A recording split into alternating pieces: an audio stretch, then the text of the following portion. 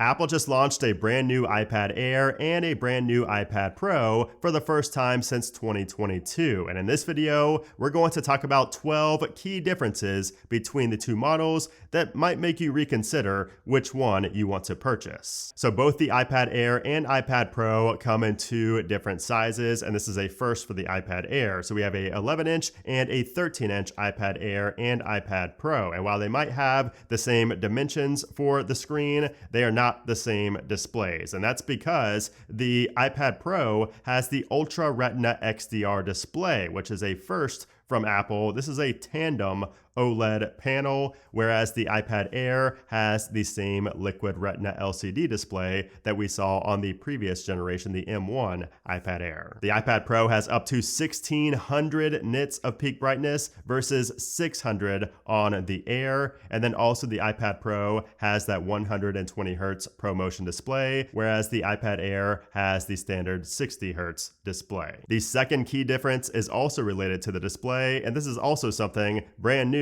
to Apple, and that is that they are now offering a nano textured glass for the iPad Pro for the first time ever. And this is going to be great for avoiding reflections. If you want to feel like you're drawing on paper when you're writing or, drawing instead of having a paper-like, a screen protector, you could now just get the nano textured glass. There are other advantages as well. But the catch for this is that you do have to have a 1 terabyte or 2 terabyte configuration in order to purchase the nano textured glass option. The third key difference is not one that I was expecting, because the iPad Air literally has air in the name, but it weighs more than the iPad Pro now. So the 13-inch iPad Pro weighs 1.28 pounds or 579 grams, whereas the 13-inch iPad Air weighs 1.36 pounds or 617 grams. And the 11-inch Pro weighs 0.98 pounds, and the 11-inch iPad Air weighs 1.02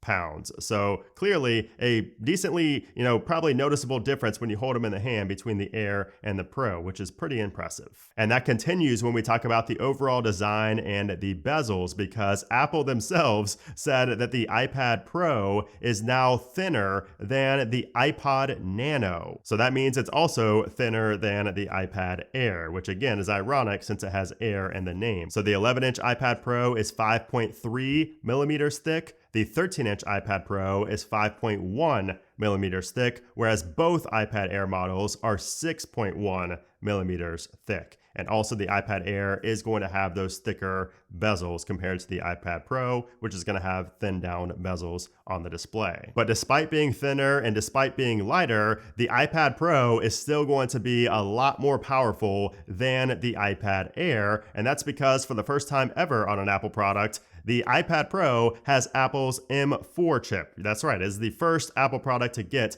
the M4 chip. And this is built on the second generation 3nm technology. It has up to a 10-core CPU, which means it's 50% faster CPU-wise compared to the previous M2 iPad Pro, and it's also 4 times faster when it comes to rendering performance. And this M4 chip also has an improved neural engine, of course, for improved AI capabilities, and it's now capable of 38 trillion operations per second. Meanwhile, the iPad Air has the M2 chip with a faster 8-core CPU and 10-core GPU, which is about 50% faster than the previous M1 iPad Air. So clearly the new M2 iPad Air is going to be a lot faster than the M1, but it stands no chance against the M4 chip on the iPad Pro. So big difference in performance there, especially when it comes to AI capabilities and that neural engine. And also gaming as well, because the iPad Pro and that M4 chip also has ray tracing and mesh shading as well. And on that note, there's also a big difference in storage and RAM sizes. And that's because the iPad Air starts at 128 gigabytes, which is great, and it goes up to 1 terabyte.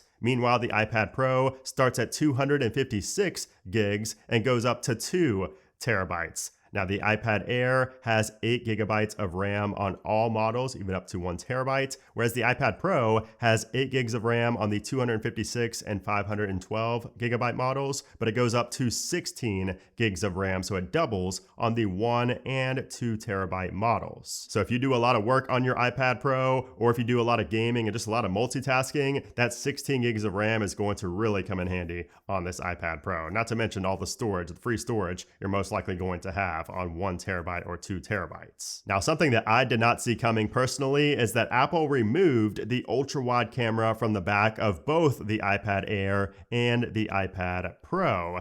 But there's another difference between these two because the iPad Pro can now shoot ProRes video, it has audio zoom, it has stereo recording, and adaptive True Tone flash. It also has a LiDAR scanner on the back, whereas the iPad Air does not have any of those. And by the way, both the iPad Air and the iPad Pro now have the front-facing camera on the landscape side of the iPad, the long side, instead of the short portrait side. Also, the iPad Pro does get the advantage here as well because it gets portrait mode with that front-facing camera, along with Animoji and Memoji support. And another key difference here is that just because the iPad Air does not have a button does not mean it uses Face ID. So a lot of people seem to forget that the iPad Air is still going to be using Touch ID with that top button, whereas the iPad Pro is going to use Face ID. There was also a focus on the audio with the iPad Pro and the iPad Air during both of their segments, and there is a difference here. So the iPad Pro has a 4-speaker setup, so 4-speaker audio, along with 4 studio quality microphones, whereas the iPad Air has landscape stereo speakers, which have double the bass as the previous iPad Air, along with 2 microphones. So clearly the iPad Pro has double the amount of speakers and also microphones, so it is going to sound better, and also when you talk into it, it's going to sound better as well. But the iPad Air still has double the bass of the previous iPad Air, so it has that going for it. The iPad Pro also has a Thunderbolt 4 port or a USB 4 port, whereas the iPad Air only has a regular USB-C port. So if you do have Thunderbolt accessories, the iPad Pro is going to be a must for that reason alone. And that Thunderbolt port is great for an external SSD as well because the speeds are going to be much faster than a regular USB-C port. Another key difference between the iPad Air and the iPad Pro is related to the accessories and specifically the Magic Keyboard. And that's because the new aluminum Magic Keyboard is only compatible with the new iPad Pro and not the iPad Air. So if you have an iPad Air, you have to use the older Magic Keyboard, the one that is not made of aluminum. And a quick note here as well is that if you have an older iPad Pro, you cannot use it with the new Magic Keyboard case, and also vice versa. If you get the new iPad Pro, you cannot use it with an older Magic Keyboard case. But Apple did also unveil new Smart Folio cases for the iPad Air as well, which are going to be a lot cheaper than the Magic Keyboard. And then lastly, one of the most important ones,